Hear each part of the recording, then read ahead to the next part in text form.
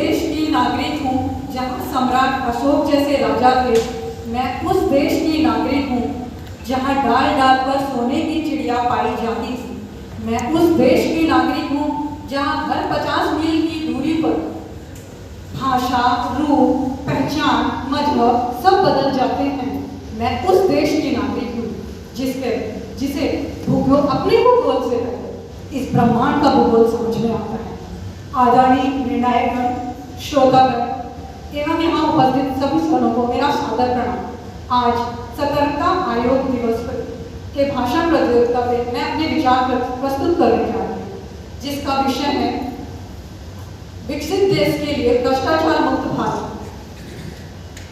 मेरी मातृभूमि भारत मानव सभ्यता के इतिहास में आरंभिक 3 सहस्राब्दी अर्थात 3000 वर्षों से संपूर्ण महाकाल खंड में विश्व की सबसे समृद्ध अर्थव्यवस्था रही। यहाँ की सिंधु सभ्यता की समृद्धि का शोध मेसोपोटामिया से लेकर मिस्र तक शोध रहा है। यहाँ के उत्पाद और हस्तशिल्प की का डंका पूरे विश्व में बजता है। आज वही भारत फिर जाग उठा है सिंधु सभ्यता की भव्यता के साथ, चाणक्य की बुद्धि और विवेक के साथ, विक्रमादित्य के विक्रम, और फिर भारत जाग उठा है हतप्रभ कर देने वाली चेतना और क्रांति के साथ। जाग उठा है भारत मेरे, आपके, हम सभी के भीतर। लेकिन आज भारत की गंभीर समस्या है जिसका नाम है भ्रष्टाचार। इसकी वजह से भारत सशक्त और विकसित बनने के लिए एक भ्रष्टाचार अर्जन पैदा कर रहा है। मेरा मानना है किसी भी राष्ट्र के नैतिकता का प्राथमिक मूल्यांकन करना है तो उस राष्ट्र के नागरिक का चरित्र, समर्पण और देशभक्ति की भावना पर निर्भर करता है। यदि कोई राष्ट्र सशक्त है, विकसित है, तो निश्चित ही वहाँ का जो नागरिक है वो राष्ट्रभक्ति की भावना पर चलते होंगे। महोदय, मेरा मानना है अगर कोई व्यक्ति, कोई भी नागरिक अगर राष्ट्रभक्ति की ओत-प्रोत से है तो उसके विचारों में परिवर्तन आएगा। विचार के परिवर्तन से उसके शब्द बदलेंगे और शब्दों के बदलने से संकल्प, और संकल्प से असली मायने में भ्रष्टाचार का निवारण होगा।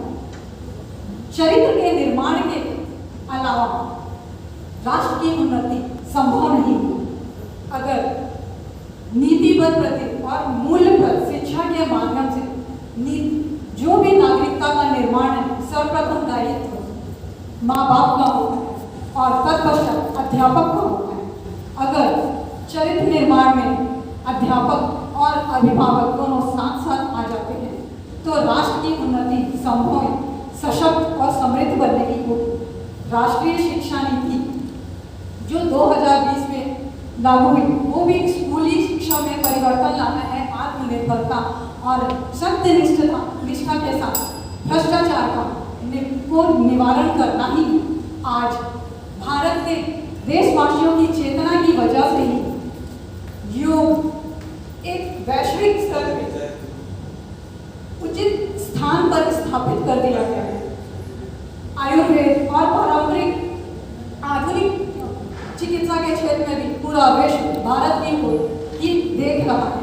तो आइए चलिए बनाते हैं भारत को एक सशक्त, समृद्ध, भ्रष्टाचार विकसित भारत। और अंत में मैं अपने भाषण को कुछ पंक्तियों के साथ विराम देना चाहूंगी। यह परम पवन अनुकूल देख, यह देख भुजा का बल अका, तू चले बेड़ियां तोड़ कहीं, रोकेगा आकर कौन राह। डगमग धरती पर तमित ते सागर पारे सांखा डोल, उठ जाग समय अवशेष नहीं, भारत माँ के शादुर बोल, भारत माँ के शादुर बोल। जय हिंद, जय भारत। धन्यवाद।